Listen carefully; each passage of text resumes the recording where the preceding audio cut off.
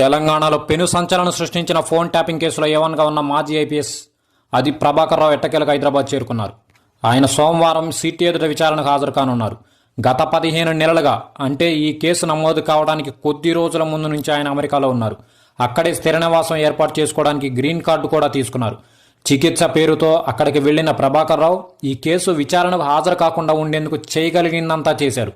అయితే ఆయనని ప్రకటిత నేరస్తుడిగా గుర్తించే పరిస్థితి రావడంతో గత్యంతరం లేని పరిస్థితిలో సుప్రీంకోర్టును ఆశ్రయించి ఆ సర్వోన్నత న్యాయస్థానం ఆదేశాల మేరకు హైదరాబాద్ తిరిగి వచ్చారు. మాజీ ఐపీఎస్ అధికారి, స్పెషల్ ఇంటెలిజెన్స్ బ్యూరో మాజీ chief Prabhakar Rao phone tapping case వెలుగు చూసిన వెంటనే ముందు జాగ్రత్త పడ్డారు. విచారణ తప్పించుకునేందుకు అమెరికా చెక్కేశారు.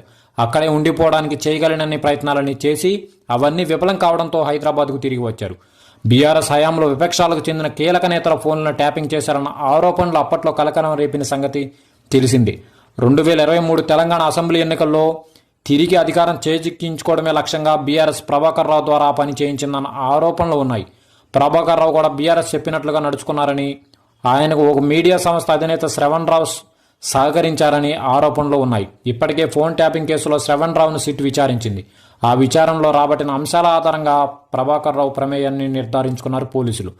తనకు పొలిటికల్ అసైలెన్స్ ఇవ్వాలంటూ ప్రభాకర్ రావు దాఖలు చేసిన పిటిషన్ అమెరికా కోర్టు తిరస్కరించిన నేపథ్యంలో ప్రభాకర్ రావు అనివార్యంగా హైదరాబాద్కి తిరిగి రావాల్సిన పరిస్థితి ఏర్పడింది. అయితే ఇప్పుడు ప్రభాకర్ రావు సిట్ విచారణలో ఏం చెప్తారన్న దానిపై ఇప్పుడు సర్వత్రా ఆసక్తి నెలకొంది.